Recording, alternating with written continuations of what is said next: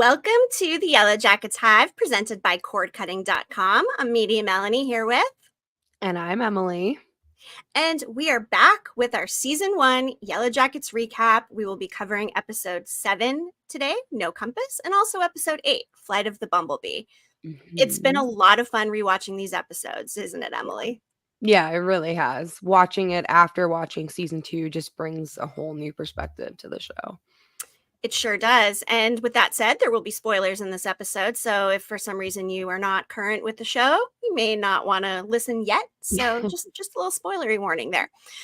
It's so hard not to relate everything now. Oh, I know. It's impossible. We have so much more context and clues and indications into the characters' personalities and whatnot. Yeah. So we have to use the information we have to give it a little bit more depth. So here we are, diving deep. I can imagine it will be even more so after we get another season, too. Oh my gosh. And with that said, the writer's room was supposed to have returned yesterday. We didn't see anything on the socials, but it was reported that they'd be back on Wednesday. So that's exciting. Let's hope for some fresh content. Let's hope SAG-AFTRA is able to resolve things as well. And until then, of course, we continue to stand in solidarity. They had negotiations yesterday, right? Or were they still negotiating today? They had them yesterday, and then I believe they said they were returning either Friday or Monday. I forget what the post said, but they're going back to the table. So until then, strikes are still on and whatnot. There's actually one happening in San Diego next week. I'm super bummed. I have a dentist appointment at the same exact time, and it's like a 6-month waiting list for cleaning, so I can't go, but I will be there in spirit. So it is what it is. Yeah. Okay, before we get started, let's talk a little bit about what we're watching. It's a new thing we're doing before each episode because we have a feeling that, like us, you guys probably need some more show recommendations to fill the void with the strike and in between seasons of Yellowjackets. So, Emily, what are you watching? Currently, the one show that I've been watching, that I've only watched 2 episodes so far, but it's been what I'm watching regularly, is Blackbird on Apple TV. I talked about it a little bit yesterday when we did our Instagram live. The premise is there's a kid that gets arrested for a drug charge, and when he is in prison, he's approached by the FBI, and they ask him to extract confession from an inmate that was arrested and suspected of murdering multiple women. And if he gets a confession out of this man, they will let him go free. So it's been pretty good so far. I'm also watching the morning show. I've only watched the first episode, though. Just finished Only Murders. Watching American Horror Story. I have to watch the new episode tonight because last night I watched my Phillies win, which was so exciting. That grand slam, I watched the replay of it. I mean, I'm so jealous your team is in the postseason. So jealous. It was so epic. Yeah, that's what I watched last night. I watched the Phillies play last night. And I'm also watching Found, which I know you are watching too. I watched it with you, a recommendation from you, and it's good. I like it. I like it too. Of course, that's on NBC. I did the Watch This Wednesday post in the Yellowjackets Hive Reddit sub yesterday. Although I will say I'm pretty disappointed. I saw the Rotten Tomatoes ratings and also kind of poked around some press reviews and not being super well received, which I am bummed to hear. It makes me question my taste. But it seems like a standard procedural drama to me. I don't know why it wouldn't be more liked, because it's not there hasn't been a show like this where they focused on like solely kidnappings each episode. Like Criminal Minds, it was different every episode, not a kidnapping, it was murder, you know what I mean? Right. A whole Without a Trace was similar. Like that's an older one. True. Yeah. Similar, but not quite the same. Like I said, it was a mix of like Without a Trace and Scandal, because it's a crisis management team similar to the team on Scandal. But yeah, I'm hoping I don't read press reviews before I do my Watch This Wednesday because I want to have a fresh take. And so I went all in on it, and apparently it's not the popular sentiment, but we will see. We'll see how it progresses. Yeah, so I'm watching Found, as you just noted, Survivor and The Challenge. Note, we're still looking for a former Survivor contestant for our upcoming episode. We have a little bit of traction, so we're hoping something comes up. This person should also be a fan of Yellowjackets or have at least watched some. So if you know anybody, please let us know. Yeah. I'm also watching the morning show, current with season 3, enjoying that. American Horror Story. I fell asleep last night, rewatched the rest of it today. It wasn't because it was bad. I just was really tired. But I don't know. It's not that exciting. I was hoping for a little bit more oomph, which I don't know. What are your sentiments on Kim K so far? I mean, she's not terrible. I think because she's playing somebody that is similar to her in real life Yeah. works. I do find her a little bit stiff in some of her things, but in general, I find her to be kind of a fake person. So I guess that's a little like on brand for her. So Yeah. I don't What know. I've seen, I feel like really resembles her in real life, so it's not a stretch. Yeah, so I guess it was a smart casting. You know, what are you going to do? I did finish The Crowded Room per your recommendation. I thought that was a really cool visual representation of the psyche. Enjoyed that. Yeah, And I it want to really start The was. Irrational. That's another new one on NBC. It's a scripted drama. I saw the trailer a while ago, but I've had a couple friends say it's good, so I'm going to check it out. It's supposed to be better than Found, I've so never heard of that one. it's brand new. I think it's only on its second episode, so check it out. Okay. Check it You'll out. have to let me know what you think. I definitely will. Hey, we've got Kennedy here. Hey, Hi, Kennedy. Thank you Kennedy. for buzzing in. Nice to see you there. And before we get started with our recaps, Emily, are you ready to get Would You Rathered? Yes, even though this one is gonna be so hard for me, and I made it. Okay. For anybody watching, drop your answer in the comments. Okay. Would you rather fight off a wolf with an axe or attempt to fly an old broken down plane? I've thought about this for a little while before we started recording, and I honestly think I would have to go with flying a plane because Wow. the like, what happened to Laura Lee was so quick that she probably didn't feel a whole lot of pain. And if you're going head to head with a wolf with an axe, there's a good chance that you're gonna get hurt. And I would rather just face my chances in the sky, I think. It would be quicker if I died. That's really my main reasoning behind it. Because either way, like you said, you're either going to get hurt or die. So Yeah. the quicker out might be the better out. I was going to say wolf, but I don't That's know. I'm Kennedy not said fight off a confident with wolf an too. axe. Oh, wow. Okay. So Team Wolf. Yeah. But I mean, also after seeing Van and, seeing her stumbling off after the wolf attack in her face, like that's pretty jarring. So Yeah, that was gnarly. I still remember watching that for the first time when they roll her over and her face just like flops to the side. It's mm, yeah, so gross. tough to watch. The special Definitely. effects were really good. They were. And we've read different articles and interviews where they said that the wolves actually ruined Mhm. the take because like their tails were wagging, which is really cute. You think of wolves as these bad macho canines, but Yeah, yeah, they had wagging tails, which made it difficult to film. So that's kind of funny. I read that too. That was funny. Hmm. Keith is here too. He said Laura Lee's brave and tragic death is still one of my favorite scenes of the show, and he said he would go with Plane too. So far, we're tied. Okay. Okay. All right. I have someone on my side. That's right. That's right. You, Leonard, and Keith. Okay, Emily, give us the episode summary. As well, this was the synopsis from Showtime. As starvation looms, Thaisa leads a last-ditch effort amid felony schemes and all-night stakeouts. The Yellowjackets are forced to partake in small talk. Now, the episode summary, the beginning, is when adult Thaisa comes to and realizes she's in the tree outside Sammy's room. And you also notice that it looks like she's been bit on her hand by something. And that's Yes. something that I've always debated whether I thought it was self-inflicted or was it Biscuit. I've settled on Biscuit at this point just because of the fact that we don't see Biscuit in the show after this scene. There's no more Biscuit. Biscuit's gone. And I just feel like it makes sense. I don't see her biting herself. I just don't.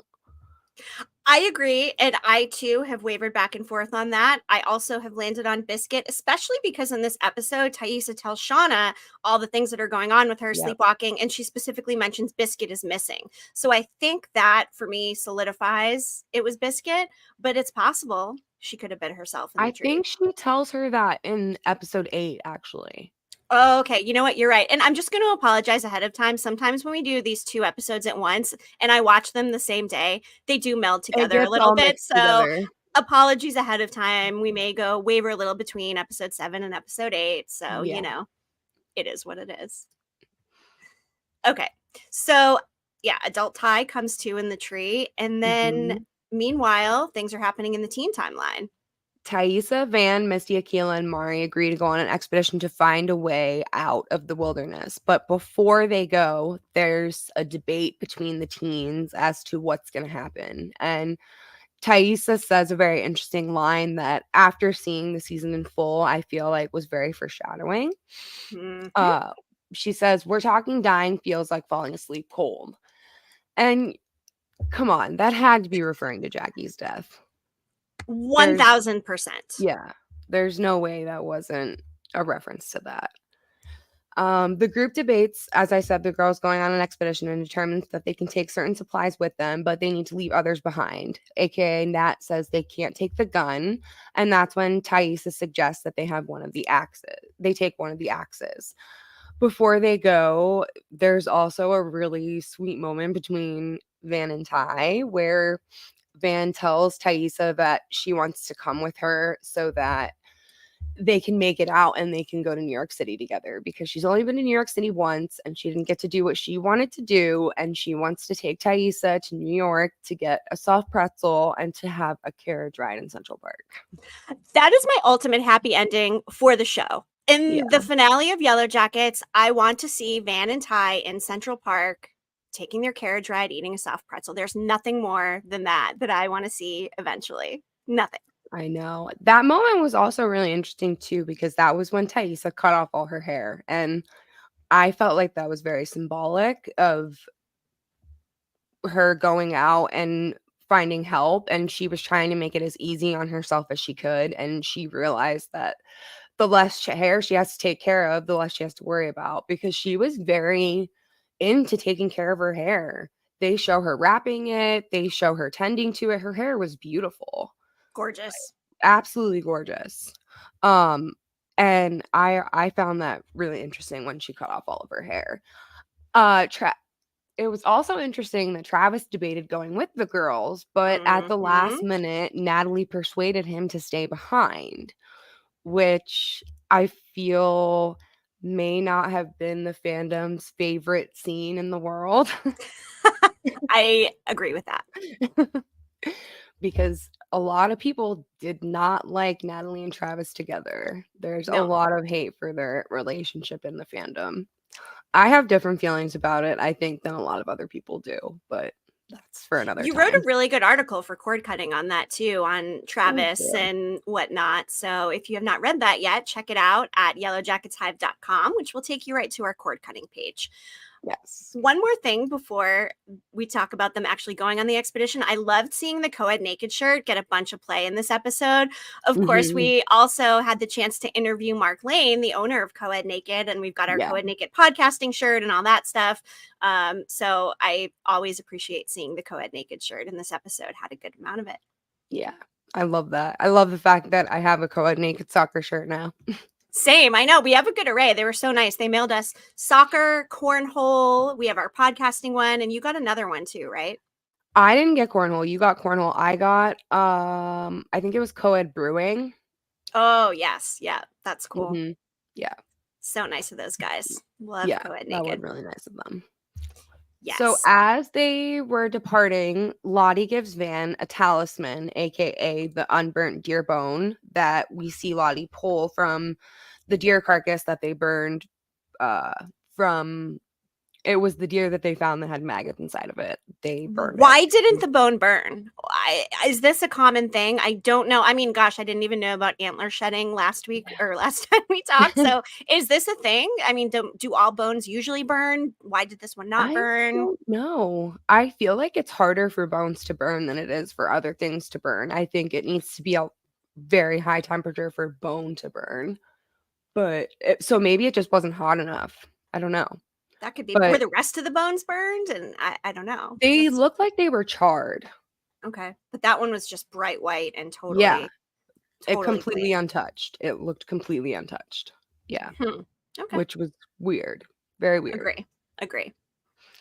The group, while they're walking, finds a red colored river, which I forgot to mention that before they left for the expedition, Lottie also told Van that she had a dream the night before that they would encounter a river of blood and red smoke.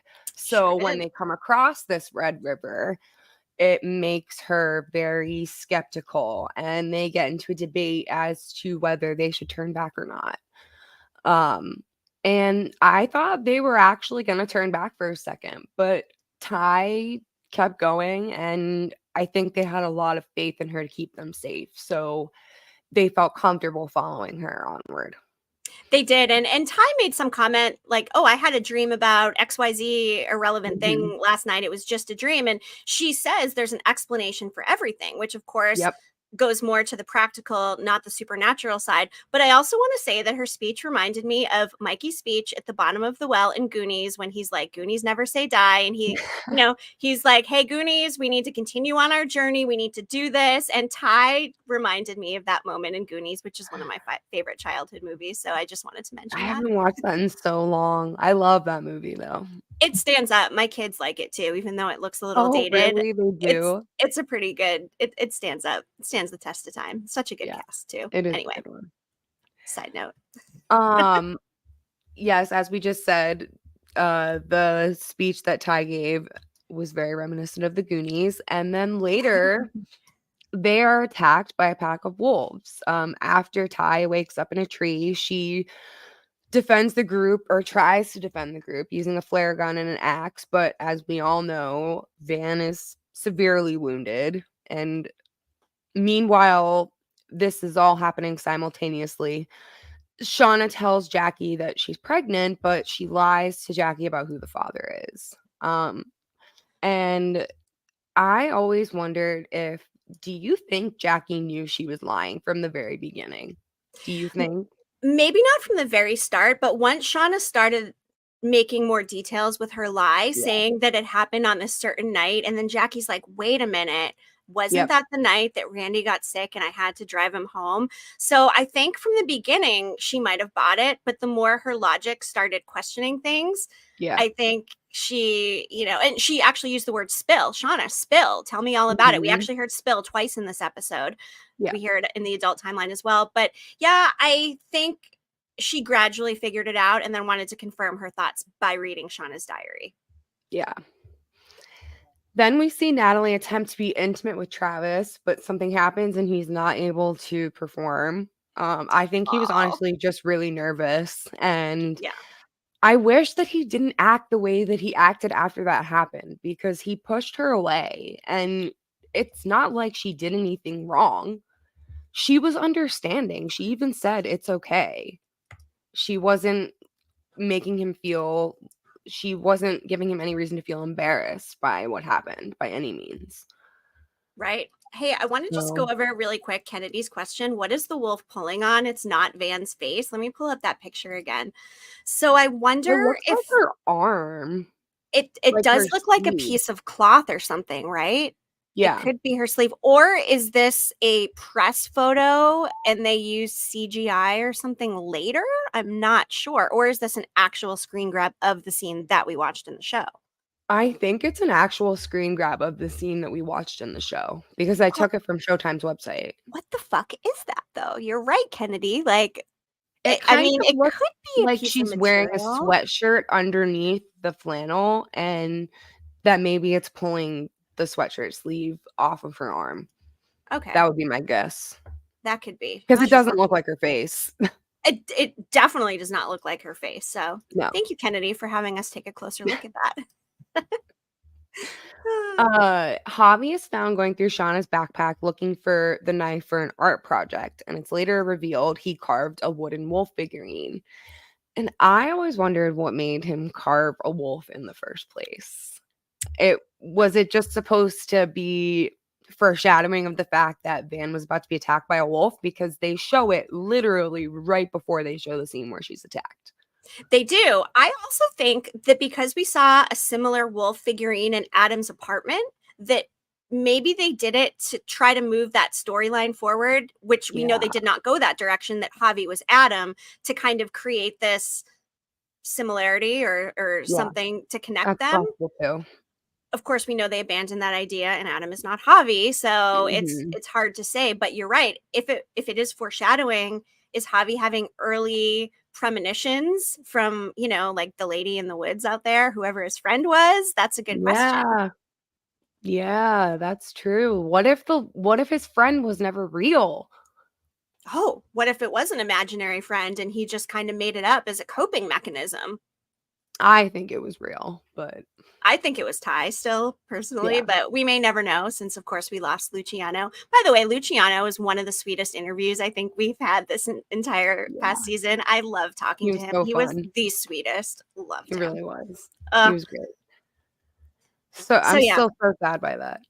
Oh my God. I like his hand slipping below the ice is just such a sad moment. And you know what? Speaking of that, we actually have it designed by our very talented designer, Erin. It says, "Wish You Were Here," and it depicts the Mhm. wilderness and some nice coloring and Javi slipping through the ice. Yellowjacketshiveshop.com for all of our merch. And while the strike is continuing, we will be making a donation to support the SAG-AFTRA, not the SAG-AFTRA fund, it's the Entertainers Fund, but that's what they're asking for donations for. So anyway, Yeah. yellowjacketshiveshop.com. Then at night, Jackie reads Shauna's diary. Do you think she just read it because she was hoping that Shauna wrote down some details about her being pregnant, and maybe she wrote details as to how she got pregnant? She was just guessing that there might be something in there? I think she had the premonition once she started questioning Shauna's story. And so she probably wanted to confirm, and she brought up the lie about when Shauna lied about her dad working as the president of Yeah. Hello Kitty. So I think she was establishing that Shauna's a liar, and she probably doubted her. But I don't know if she expected what she found. I don't know if she was expecting that. Yeah, and Jackie also didn't sleep upstairs with Shauna, so she had to go up there and search for that journal because Shauna hid that. That was not in plain view. Granted, she didn't do a super great job at hiding it, but Javi found it too, right? yeah. Yeah, he did. So But yeah, so then in 2021, Natalie, Shauna, and Thaisa agree to pay $50,000 to the blackmailer. When the group first gets together, there's some tension between Natalie and Shauna, which I thought was pretty noticeable. Ty quickly breaks it up and they move on to business. They put cash inside a bag Shauna brought from Jeff's special keeps. I enjoyed this whole interaction. I loved that the bag was too empty. I love that she thought $50,000 would look like more. And I love the line about buying the secret tracker on Amazon because secretly tracking is apparently very in right now. Yes. Everything Melanie Lynskey said in that scene was just pure gold. Loved it. And Natalie also said to Shauna, "You're not as sentimental as your hubby," when she brought up the fact that she brought this bag from Jeff's special keeps. So I always kind of wondered what she meant by that comment. Was that supposed to mean something? Or was she just being sarcastic in herself? That's interesting because it's the same episode, or maybe it was the next one, where Jeff gives her the dress for the reunion, which is nice and sentimental. And I feel like Jeff really tries. So I wonder if she was saying it in an authentic way. But at the same time, her and Jeff didn't really have too No, much contact or weren't really in the same friend group in high school. So no, exactly. that is interesting. Yeah.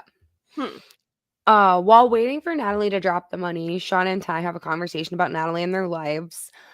And Ty says to Shauna at one point, "We wouldn't be here if it wasn't for her. So I do what I can, not just for her, for me." And I thought before that meant that maybe because Shauna makes a comment a little bit later in this episode about having a flamethrower, I thought that maybe they were implying that Natalie might do something like burn down the cabin that led to their eventual rescue. But that's obviously not true. Off the table. Yes. Very much off the table now. So it makes me wonder if she was implying about her being the antler queen, or did she do something that actually leads to their eventual rescue that we will see later on? Because they very much credit her with their survival. At least that's the way it seems. They do. I mean, in your notes, you mentioned her tying the markers around the trees. And then, of course, we know that she's also instrumental in forming this map, which may or may not have burned down as her and Travis are heading out in these different directions. So those two things are pretty solid, along with her being the hunter. So Yeah, I would have to agree. those markers on the trees had me thinking that, and I've seen it also speculated on Facebook and Reddit too, that maybe somebody finds one of those markers and it leads them to them somehow. Ooh, that could definitely be. Because there's not just going to be a piece of fabric on a random tree for no reason. Somebody's going to wonder why that's there.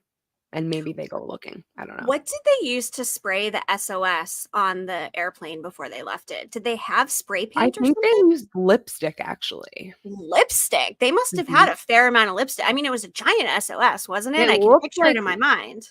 It looked like Shauna was holding lipstick to me when she was writing it. Okay. I'll have to go back and look. Yeah, I can't remember, but it's too bad they didn't have something that would, like no spray paint out in the wilderness to spray the trees. But you're right, the markers could definitely be a thing. Yeah. So then when Nat rejoins them, she tells them that she's been having sex with Kevin Tan, and they are very happy for her, which, well, Taissa says she's happy for her, and Shauna kind of acts like, oh, maybe that could be kind of complicated, and Natalie kind of reacts like, no, it's not. Like, we like each other. Why would it be complicated? So there's definitely tension between Natalie and Shauna. And is it because maybe Natalie is the antler queen for their entire time out there, and Shauna was bitter about the fact that it wasn't her? She's still bitter, apparently. That could definitely be a part of that. And then too, when Natalie tells Shauna and Ty that they're equally as fucked up as she is, they just hide it better. That really hit me hard too, because it's so true. Yeah. I mean, they do have families, and Taissa's got a successful career. Natalie she doesn't have that stuff and doesn't have anything to hide behind, whereas the other two do. And she's right. They're all very fucked up. Yeah, they for sure are.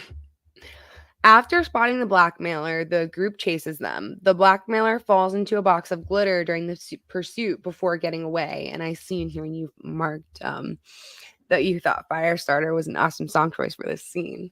Oh, I loved it. I thought that music moment worked really well. One of the many awesome music moments. So yeah, something about it just really set the tone. I loved it. Yeah, it was good. Natalie shot at the blackmailer as he drove away, and Ty said they just need to look for an asshole covered in glitter. And after this moment is when they're in the car again, and this is when Shauna makes the comment, are you going to grab a flamethrower and just go up and down Route 9 knocking on doors? And like I said, I used to believe this was hinting at Natalie possibly burning down the cabin, but could it have been a reference to Coach Ben somehow? Why a flamethrower of all the things? Why are you going to bring a flamethrower anywhere? I mean, why? Not a gun, That's not such a anything random else. Thing to, super such random. A random thing. Yeah. They didn't have a flamethrower out in the wilderness, so I don't know. I don't get the reference. Maybe someone out there who is smarter than us will be able to chime in on that. I don't know. It was really, like you said, emotional when Natalie tells Ty and Shauna that they were both just as fucked up as she is. Misty questions Jessica, believing her to be the blackmailer. And I love this scene so much when she questions her, because Misty is really convinced that Jessica Roberts is the blackmailer. Like, she thinks she figured it out. And it's very clear that Jessica Roberts has no idea what she's talking about. No clue. None. When she brings up the symbol and stuff like that, she has no idea. And Misty is absolutely convinced, like, to the point where later she actually puts fentanyl in chocolates and says she's going to send it to Jessica Roberts' dad. God. Misty is just next level. Crazy. Absolutely level. Crazy. Yeah. Yeah. And that made Jessica start talking to Misty and telling her about how she went to Travis's house, but Travis wouldn't talk to her. She then tells Misty that Travis's bank account was closed right after he died, meaning that someone else had closed out the account. And she also says And by the way, Travis was murdered. You might not be sure about that, but I am. So, what made her so sure that he was murdered? Did she know something that we don't know? That is such a good question, Emily. And of course, you wrote this article called Lottie the Liar for Cord Cutting, Mhm. which kind of covers them as unreliable narrators. Because, of course, we know in season 2, we Yeah. got Lottie's side of what happened at Travis's death. We know she was there, but we don't believe a word she said. That said, we don't Absolutely not. necessarily believe she murdered him either. And for Jessica Roberts to be so confident he was murdered, it's confusing to me because there's really no, we don't know. It also makes me wonder, did Jessica Roberts really not know about Lottie? Did she not know that Lottie was back in America? Was she unaware of that? Because Thaisa asked her to track down all the survivors. So why wouldn't she have had that information about Lottie? If Really Lottie good was question. here. Because Lottie, the way the context clues that we have make it sound that Lottie's been out of this institution for at least 10 years at this point. And we know that it took time for her to establish this community. It doesn't happen overnight. You don't build a following like that overnight. It takes time. And Jace Servant, sorry, Jace Servant. I don't know. Somebody is commenting, Lottie is a thief too, and of course we know this because of her TJ Maxx Bucks run where she would steal clothing. But also, why would she empty the money out of Travis's bank account if she Yeah. has this well-established wellness community? Clearly, she's doing well. She got all the money to start it, etc. So that is a really good question or comment. She is a thief, and why What is does she she taking need his Travis's money? What does she have to gain here? what does she need his pennies for? Because they made it sound as if he really didn't have a lot. So what did she really gain from that? It You're seemed like right. she was He was doing pretty living like well a for freaking herself. hermit. I mean, in a Yeah. shack with literal boarded up windows. I mean, Yeah. what kind of money could he have had? To Misty's point, or Nat's point, the giant bottle of alcohol that was there, they didn't realize it was from Jessica Roberts, but they're like, this is an awfully nice bottle for somebody who's living off the grid like this. So, Yeah. very Yeah. strange. Very Yeah. strange. Oof. The whole Back Travis death home. thing kills me. Yeah. I just want answers. Yeah. And if they never give them to us, that's something that I will be upset about. I'll be right there with 'Cause you. they gave us some, so I feel as if they want us to ask questions. And I Mm-hmm. hope that we get rewarded. Yes. Back home, Shauna has sex with Adam, who showed up at her house in the middle of the night, which I also thought was super skeptical. How did he find out where she lived? If they've only been seeing each other for a couple of weeks, what reason did he have to ever go to her house? I don't think she never invited him there. It's pretty ballsy too, given that at that time it's likely her husband would have been at home. We know he was not at home because he was out blackmailing, but the timing of that is just so suspicious. And Yes, it when I is. first watched it and got the clues that Jeff was the blackmailer, I'm like, were him and Adam working together? I mean, why did he come of all nights that night in the middle of the night when otherwise normally Jeff would be home, well, unless he was working on the inventory database. But Yeah. I mean, the whole Adam thing, Yeah. everyone thinks it's tied up in this neat little bow. I'm not convinced, and I think it's still going to come back. I am not convinced that Adam is just done, and there's more to it. Yeah. In the morning, they are almost caught by Jeff, which is when Adam goes into the closet and that we see in a subsequent episode that Shauna discovers glitter in the closet and she thinks that it's from Adam, but we're not there quite yet. And Kevin learns that Natalie used his gun, but she does not tell him about the blackmailer. She makes up this half-assed story about how she went to a park and she was playing around with it and she shot it off in the dirt or something like that. And he asked her, which park were you at? What bench were you sitting at? And she obviously didn't have any answers because she was lying. And he said, do you not realize that I have to account for every single bullet that I shoot out of this gun? Which I was unaware that police have to do that, if that's a real thing that they have to do. makes sense. It does make sense. It does make sense. I feel like I may have seen something like that in one of the crime shows before, but I'm not positive. I don't know. But I don't like how Nat uses Kevin Tan so much either. You know, he's such a nice guy. They had such a connection in high school, and he's being so nice to her. And all she does is essentially just keep slapping him right in the face, one after the other. Because right after that, she gets really mean and she's like, what did you think this was? Like, did you think we were doing anything more than just fucking? Like, she was very, very cruel. And he said, okay, like, fuck you then. And he left. Yeah. Which, I mean, I would have said the same thing. Same exact thing. And I think Natalie's in mourning, right? She's traumatized. If it was any other time, I think that she would have let Kevin in. And I think she does have a very hard exterior up and has not gotten close to a lot of people. Look what happened to her and Travis. So yeah, it makes sense. She's super guarded. Very guarded. Yeah. Timing just was off. And now it will never happen for Nat and Kevin Tan because they are both dead. Yeah. R.I.P. R.I.P. Yes. Mm. Whew. Well, that was a pretty action-packed episode. What was your favorite scene in this one, Emily? I really like the scene when Van reenacts while you were sleeping for the girls in around the fire. They're all very invested, and she's obviously a very good storyteller. 100%. I enjoyed that fire scene quite a bit. And I think, as I mentioned, the blackmail scene where Shauna was talking about the secret tracker and not knowing how big $50,000 was, etc. I think that was my favorite. And then Misty moments, we each had a slightly different one. I loved, and I think I have a picture of it here. Hold on. Loved the goodbye scene between Coach and Misty. Coach is just playing to her. Oh, I'm going to miss you. And just Misty, I just can't with her and Coach. I really just can't. That just, it got me. It was really funny. Poor Misty. Poor Misty. Like, she's so pathetic. I don't know what else to say. Yeah. She is. It's so sad though. I mean, she just doesn't have a lot of friends. She's been bullied for so long.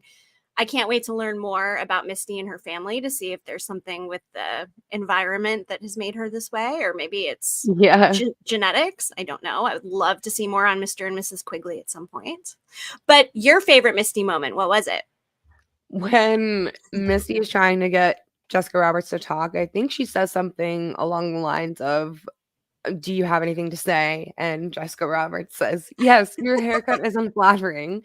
And I just thought that was so funny because she had something to say, but it clearly wasn't what Misty wanted her to say. And I loved that. And Misty's haircut is a little bit unflattering in a way. So she's not wrong. I mean, you know, it works for her. It works with the whole glasses look. It reminded me of the time at the restaurant. The woman said to her, nobody likes my granddaughter either. I mean, she just keeps getting these little insults thrown her way. And poor Misty. Yeah, she does. She does. I mean, obviously, I love her. She's my favorite. You know that. Oh, same. I mean, we both love her. We are team MFQ for life. Yeah. And before we move on to Flight of the Bumblebee, let's just touch upon some of the music. We had Space from Amber Mark. My favorite track of the episode, Firestarter by The Prodigy during that blackmail chase scene. And then Music of the Night, Andrew Lloyd Webber from Phantom of the Opera. That was actually pretty good too. That they were both good music moments. I liked them. I very much enjoy Misty listening to theater music. It's perfect. It really is. Could not be a better fit for Misty. Okay. Flight of the Bumblebee. Emily, read Showtime synopsis. While in triage after a vicious attack, the Yellowjackets are left to figure out the best of their worst ideas. Shauna dabbles in some light cyberstalking. I love their descriptions. They're really clever. Season 2 got even more into it. I really liked what they did in season 2. Really crazy, clever, a little unhinged at times, but just so perfect. It was more of a guessing game with the ones in season 2, trying to figure out what they meant by these messages. A lot of references in there too to 90s television and music, and I think they're just so smart over there at Showtime and Paramount. So yeah, I can't wait to see what they have up their sleeves for season 3. Oh my god, I cannot wait. Okay, how does this episode open up? Okay, this episode opens up with the girls building a funeral pyre for Van after the wolf attack. They light the pyre and they quickly realize she is, in fact, still alive. And when Van is coming to, at least to me, it appears as if there are some shadow figures standing over her with Misty, Mari, Ty, and Akila. And I don't think I included a picture of it now that I think about it, which sucks because I've seen a picture of it. It's when she's coming to, she has this like flash of green. Did you notice that in the episode? I did notice a different colorization, although I did not pause to look for the shadowy figures. So They're inserted in between the girls' heads. So it Oh. looks like silhouettes like in between their heads, if that makes sense. I'm actually going to have to go back and press pause. I wish Yeah. I had read the notes ahead of time like a responsible person. That's okay. We'll find the picture and we'll talk about it. She also says in the finale to Van that she was in between and that she saw something like that they weren't alone out there. So to me, when I heard that, it made me think of that moment because somebody on Reddit actually brought it to my attention. And when I really looked at the pictures, it was very obvious to me. It's not as obvious in the episode because it's such a quick flash. You do have to pause it at the right moment to really catch it. Okay. All right. I'm going to have to do that like literally right when we get off of this. Because we don't see any visual representations of anything supernatural except for the man with no eyes, but we also see him outside of the wilderness, so it's not exclusive to the teen timeline. So yeah. After Van regains consciousness, Thaisa tells the other girls to run ahead back to the cabin for help while she stayed with Van. Then we see a flashback of Laura Lee at summer camp, which that scene was always really hard for me to stomach. It was Oh just my so God. painful to watch her dive headfirst into that shallow end, knowing that like you're not supposed to dive headfirst into a shallow end. When When you're the taught to swim, blood, that's one of the first things oh, you're told.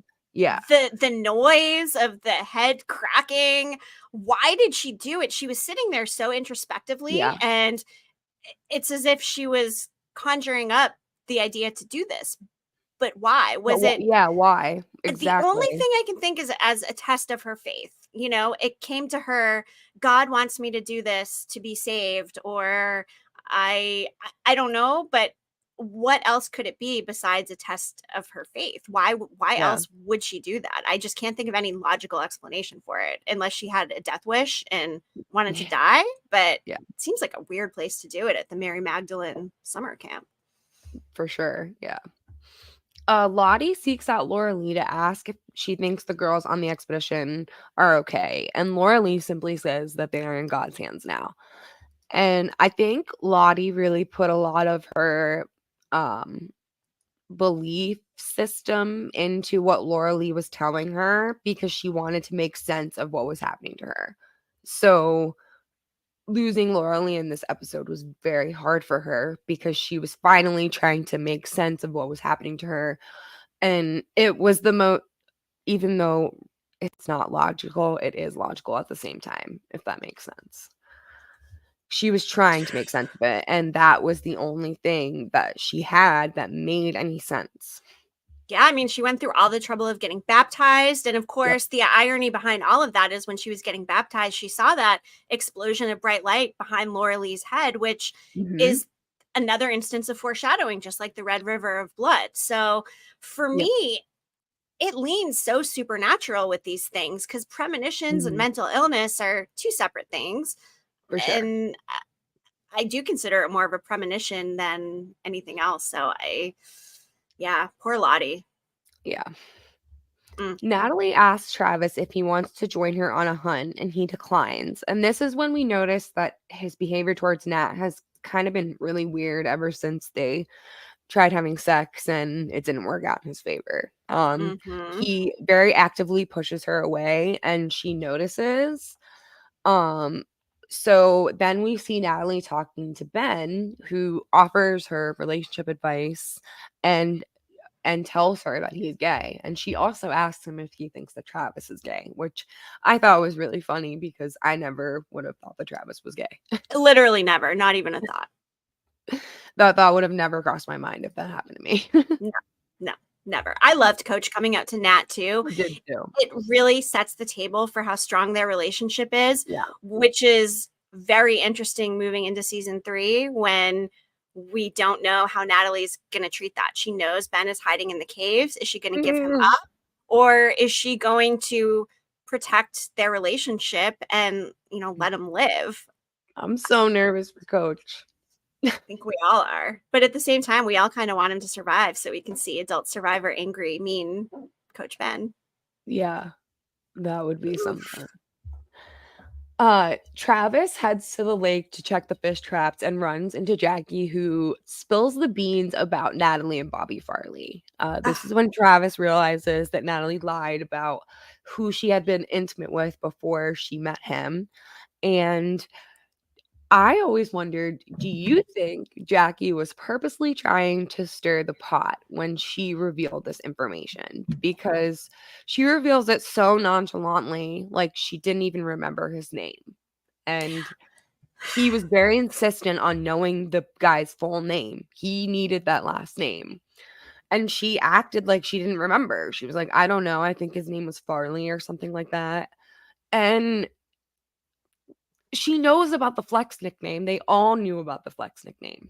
So, what do you think? I think that given her and Travis eventually had sex, I think she was stirring the pot.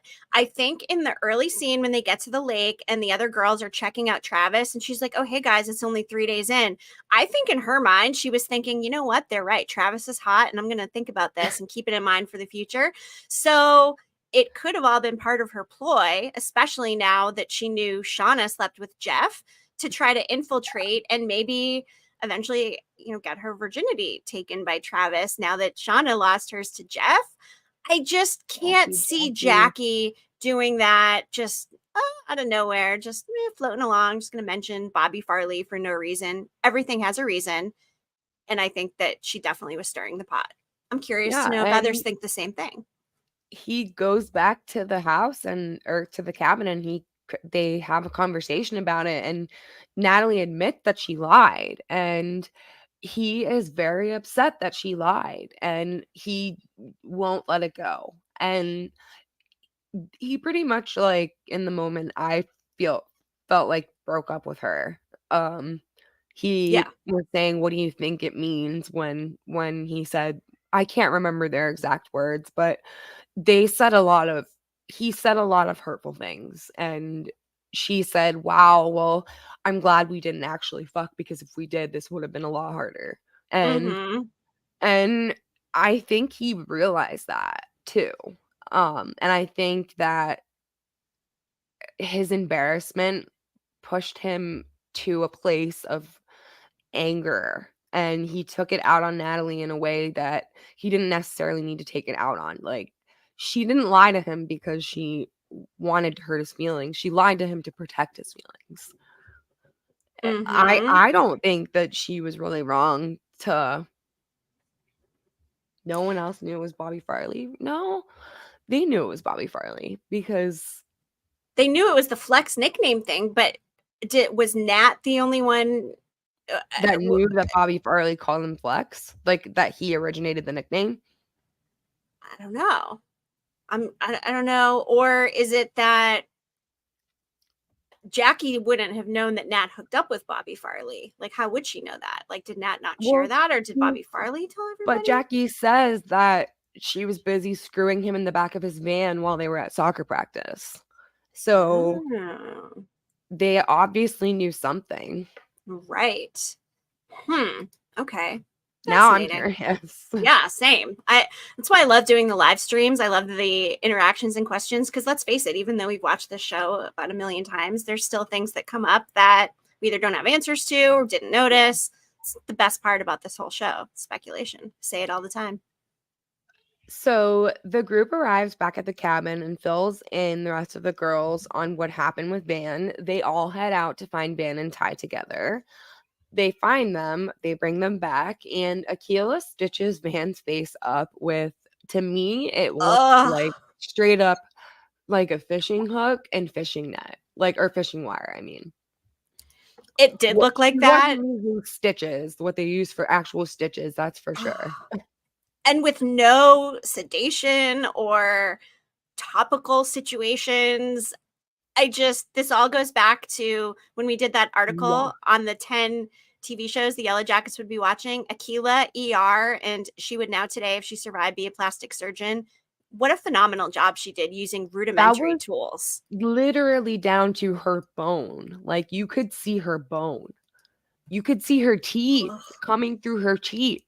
I mean, in a way, we're suspending disbelief because in reality, there's no Yeah. way Van would have survived. But that also plays into the fact that Van has 9 lives and has Mhm. survived the most insane situations. And of course, now in the adult timeline has terminal cancer and may end up beating that too after their hunt and sacrifice. So, Yeah. Yeah. ugh. After this, we see Thaisa confide in Shauna that night and tells her that she's been sleepwalking and it's essentially her fault that Van was attacked in the first place because she let the fire die down and she fell asleep. And that I always wondered how she got so high in the tree when she wakes up Yes.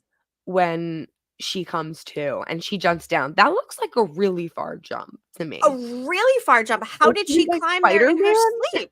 Seriously, even the tree that she was in outside Sammy's bedroom window is high enough. I mean, don't they live Yeah, on a second story or maybe it's a multi-level I condo or think it's townhouse? Okay, multi-level. that makes sense. But yeah, ooh, I that is a really good question, Emily. She might be Spider-Man. Maybe she is. The next morning, Laura Lee announces that she will be flying the aircraft out of the wilderness, which Coach did Yeesh. not like. He attempted to speak up and because he saw himself as the only adult in the situation and he pretty much told Laura Lee, you can't do that. And she simply asked him, "What are you going to do to stop me, Coach?" And that moment for me was I love that moment because the meekest one of the bunch is standing up to the authority figure, if you will, and is saying, I want to do my part to help, and this is what I think I can do to help. It's crazy that she flew a plane. I mean, she's a high schooler. It was crazy. But There's no way that plane would have even started. yeah, No way. but she thought that that was her calling. She thought that it was what she was meant to do, what God had sent her to do. So there was no convincing her otherwise at that point. None. Yeah. Mm. Um and so then the group clears a runway for Laura Lee's flight and watches her take off. Not long after takeoff, the plane starts smoking and obviously eventually explodes, killing Laura Lee and completely dashing their chance of rescue and all hope that they had left, pretty much. Devastating. We had that as one of our 7 hardest to watch moments in Yeah. the article and the YouTube short we just did for cord cutting. Check that out if you haven't already. But yeah, that was really hard. And maybe it's synonymous with her test of faith at the beginning of her diving in the pool, with her test of faith trying to fly the plane. And she's 50 Yeah. 50 now, and now living in I the still underground remember mall watching that afterlife. for the first time. And when the plane took off, I'm like, there's no way that this is gonna end well because there's still so much time left in the show. She's not gonna make it. It's very apparent. So I No. expected something bad to happen, but I didn't expect the plane to just like blow up like that. I was shocked. I was really shocked. It was really sad the first time Yeah. watching it, and like you, I assumed something would happen, just didn't know what, and I thought maybe she would crash. yeah. Yeah, midair explosion was not on my bingo card, so No, and it's been heavily speculated about how the plane catches on fire too, where it catches on fire. People have debated where the fire came from. Did Leonard spontaneously combust and catch on fire? People have thrown that around. wow. But the logical explanation would be that it was the fuel tank, which would be located under the passenger seat of the airplane. So That's gotta if be it. that, yeah, yeah, I think so too. Gotta be it, yeah. Yeah. R.I.P. Laura Lee And Leonard. and Leonard. Mm. Mhm. In 2021, Callie finds Adam's ID in Shauna's house and calls her out on allowing him in their house. And they get into a discussion about it. Shauna says to Callie, like, you were giving me crap for not doing something about my husband cheating on me, and now I am doing something about it, and you're still giving me crap for it. So what do you want me to do here?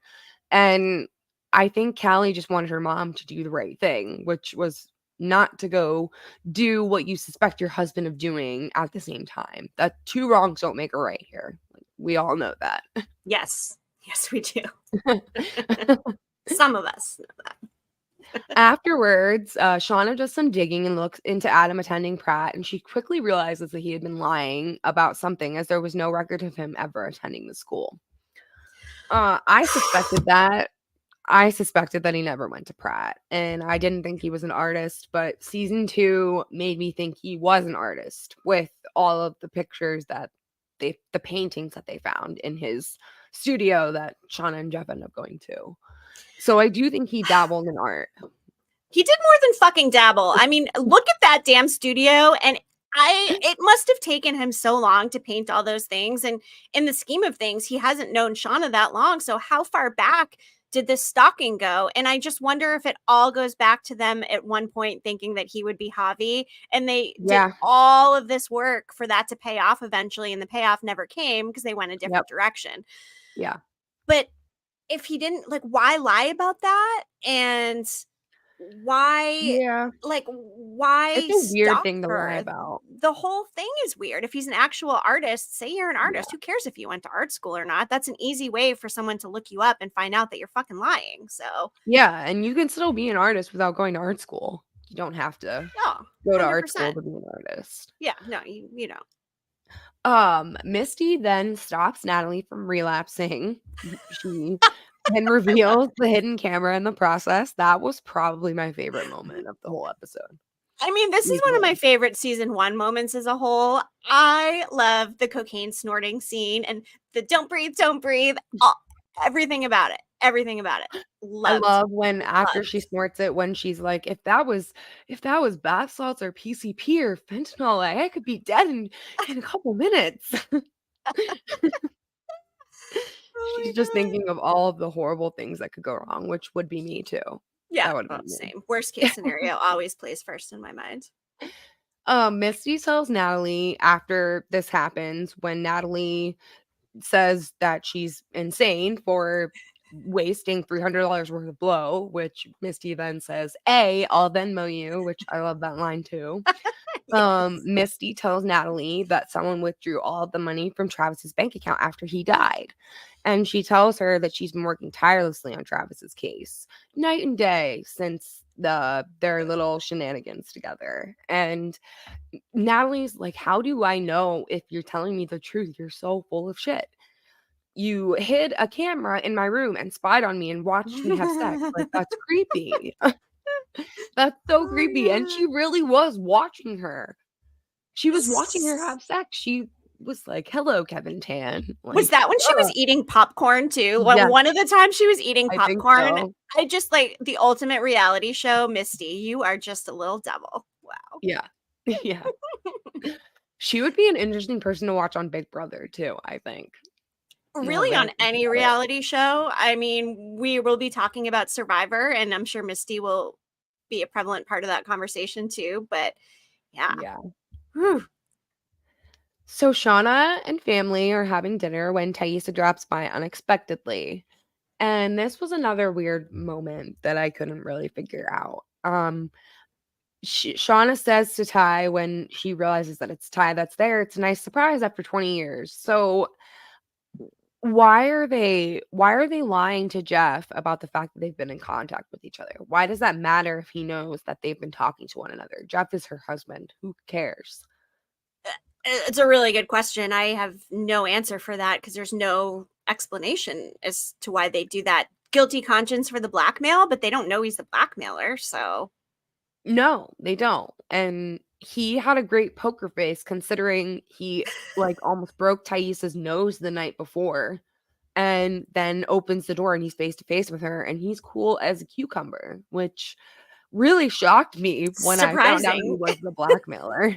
Because Yeah. Jeff's not traditionally the best liar or No. having the best poker face. So yeah. No. No. So that was a bit of a shock. Yeah. And saying that they've last seen each other 20 years ago made me wonder where they're saying that they last saw each other. We have kind of speculated that maybe it was supposed to be at Shauna and Jeff's wedding Yes. because Shauna and Jeff's wedding anniversary is coming up soon and they've been married for going on 20 years. So that seems kind of like a logical answer to me in that sense. Yeah, Dustin pointed out Shauna has a lot of shame. I don't think she wants Jeff to know she's still having relationships with those ladies. That's interesting. I mean, that would come Yeah. from the guilty conscience of everything that happened. But we also know that Jeff has read the journals and knew about Yep. Wilderness Baby. So Shauna knows Jeff knows about that. So But she didn't know that he knew yet at this point in the show. She right. finds out that he read the diaries in Doom or the journals in Doom Coming, which is the next episode. Okay. Good point. Thank you. Yeah. You're so good. Shauna and Ty go on a walk where Ty spills the beans about her recent sleepwalking and marital problems. And she says to Shauna at one point, you know how bad it can get about her sleepwalking. So is this in reference to what happened to Van? Or I think it's possible that Ty could end up hurting somebody else in one of her fugue states too. That I could definitely be. think there's a chance of that happening. Yeah, especially once they split into these warring clans, perhaps. I don't know, but And they have no shelter anymore. So she has no filter from between her and the outside elements anymore. She could wander off at any point in time if they really are just going to be living outside, which I can't imagine them just living outside. But what other options do they really have besides the plane and these tree caves? speaking of No Shelter, that would be a really good song to include for the opener of season 3. I think Rage Against the Machine, who sings No Shelter. There'll be no shelter here. I'm not going to sing it because embarrassing, I don't but know if I know that one. yeah, I feel I like like it's a Rage Rage Against Against the the Machine. Machine song. I feel like it's called No Shelter. I could be wrong, but it could potentially be a good soundtrack pick for season 3 for Yeah, anybody listening out there. for sure. And I want to mention Keith's comment here too, while we're talking about Shauna and Ty. Their bonds between Shauna and Ty in both timelines. I mean, it's established with the abortion scene, which we've discussed, and then their heart to hearts, right? Their Mhm. walk, and then sitting in the bedroom at Shauna's house and Ty laughing. It's like they're teenagers again. And it just goes to show how strong their bond really is. And I think, like we've talked about, they have the strongest bond of any of them at this point. I also really love that scene of them in the bedroom when Shauna confesses that she's having an affair because from one point on, Melanie Lynskey ad-libs the entire scene, which is absolutely amazing. All of the Oh, stuff that she says about meeting the mime in France, she made all that up on the spot. Francois. Yes. I didn't know she made that up. Maybe actually we've talked about that, but that's just speaks to how freaking amazing she is. God. And Tawny Cypress's reactions were genuine because she had never heard her say that before. So that's what makes me love the scene more. Ah, Knowing that she was genuinely reacting for the first time to what she was hearing. yeah. It's cool. It's very smart. Yeah. Misty arrives back home to find that Jessica Roberts has held Caligula hostage. Mm-hmm. And then she very quickly, I think she picks up some kind of a ball and she chucks it at Jessica Roberts, and Jessica Roberts lets go of Caligula. And she comes over to like tighten Jessica Roberts' chains, and Jessica Roberts is like, Jesus, you look like shit. What happened to you? And Misty had been crying, and she says something along the lines of, it's just been one of those days. And then she's like, I'm gonna make us something to eat. Are you hungry? I'm hungry. Who's hungry in a Well, moment like that? I mean, only Not to Misty. mention, she had just snorted a bunch of cocaine, so she probably wasn't really actually even hungry. No, I mean, isn't that a thing? Like, you're not hungry if you have No. cocaine. Like, people don't eat.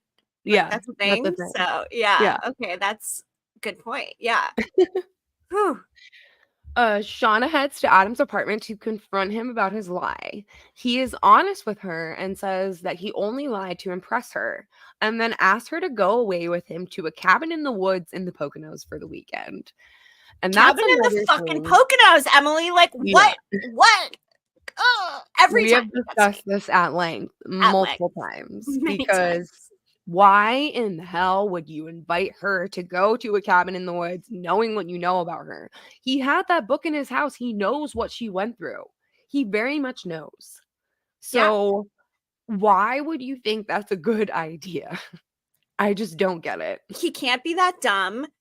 No. I thought at one point maybe he was a part of Lottie's cult and he That's was what I thought trying too. to get Shauna there, with the other women, but we don't see any purple in his house. Not that No. that's like the be all end all. I don't think he's a part of Lottie's cult, but with the postcards, it just always, And the back tattoo. the back fucking tattoo. Yes. That's another thing. And them looking like Javi's drawings. I mean, and the Javi drawing thing came in season 2 after they abandoned the idea of Adam being Javi. So to keep perpetuating this whole situation, are they just messing with us? What are they doing? I don't know. I wish they'd tell us, but I have a feeling they won't tell us for a while. Like Keith said, if she's seen enough horror movies, she would know to stay away from A Cabin in the Woods. I like that movie. That's a I good one. mean, right? Yeah. Oof. So Or, hold on, one more. Dustin, they should have had the Adam storyline about him being a part of Jessica Roberts' team. Never occurred to me. He was trying to seduce Shauna to get information about the wilderness.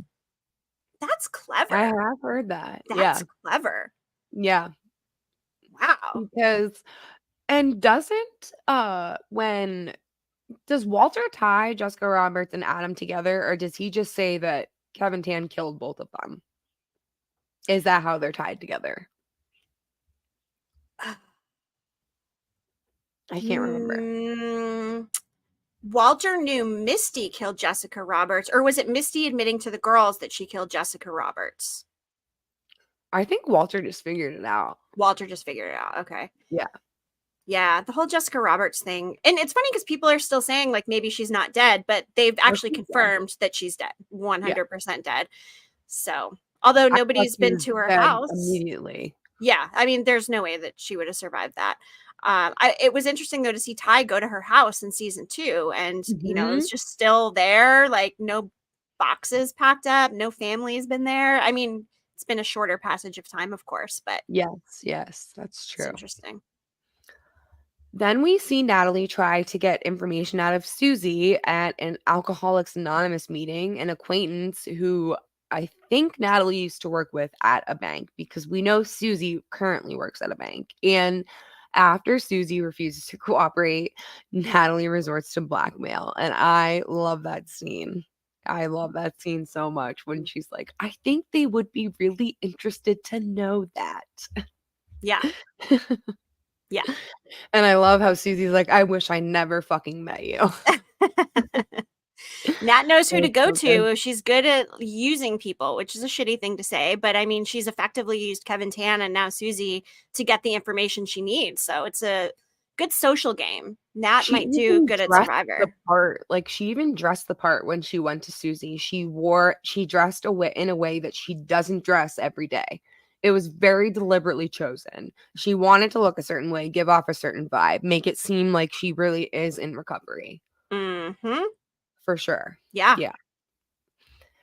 Thaisa tells Simone about her condition, in which she becomes an entirely different person at night. Fearing she will hurt Sammy, she begs Simone to leave her alone in the house for a while. And Simone doesn't want to, but Ty is very insistent and says, I'm afraid I'm going to hurt you. You need to leave. And I think that really scared Simone when she said that.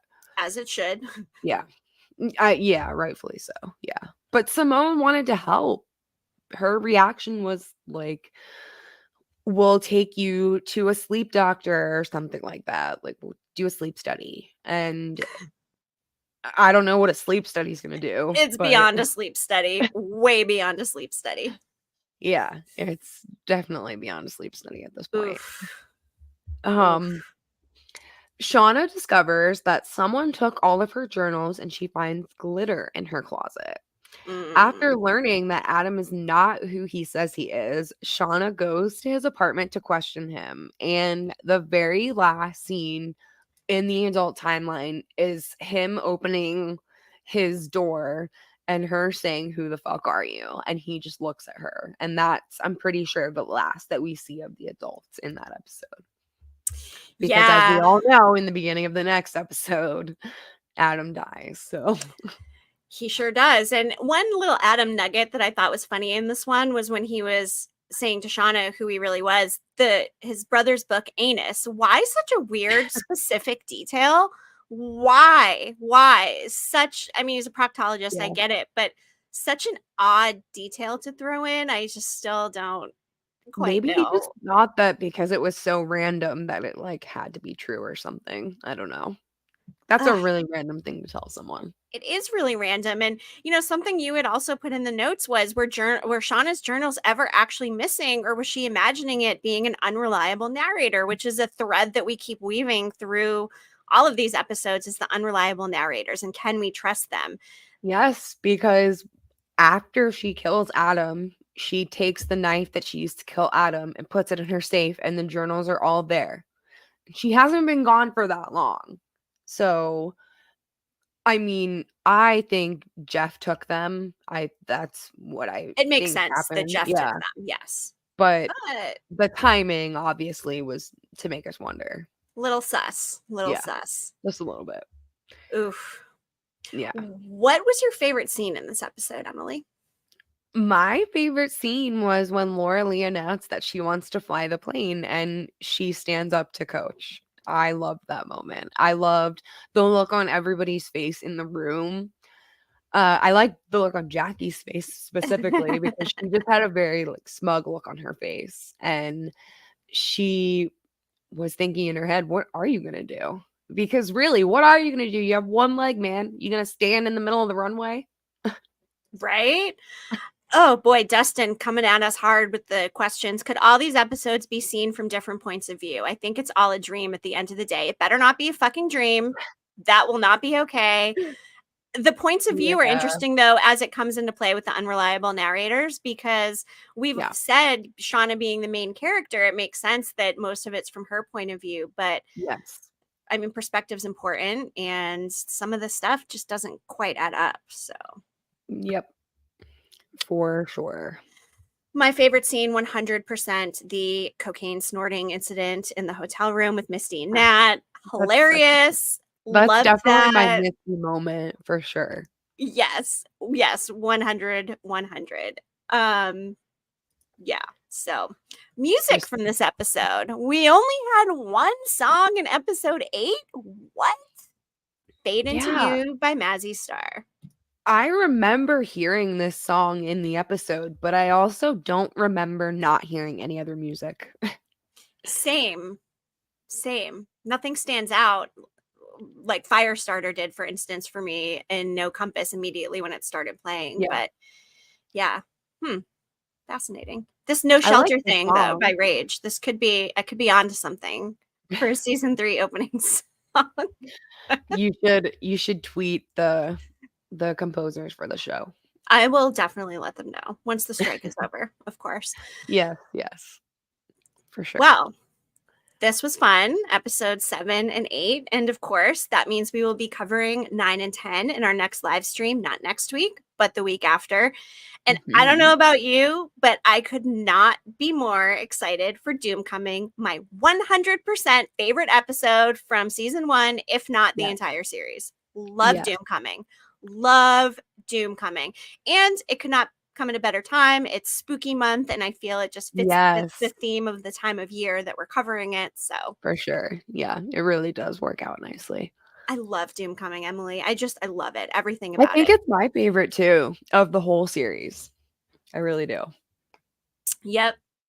I could not like that episode more. And I just, like everybody else, am eagerly anticipating more good stuff coming season 3. And we have some hope now that the writer's room is back open again. So Yes. Yay. I'm so let's hope happy. for 2024. Let's just hope for 2024. Let's say I have SAG-AFTRA high hopes. resolves this month sometime. I think it could happen. I have high hopes. I'm trying to be optimistic. High hopes. It's a Panic at the Disco song. Gosh, Panic at the Disco is no longer a band anymore. Go figure. What? I Since know. when? He stopped. He had kids. Brandon Urie. He made an announcement. I'm pretty sure it was due to family or kids, but he just stopped like being Panic at the Disco. And I love Panic at the Disco. Their first album was literally the most listened to CD I had in 11th grade.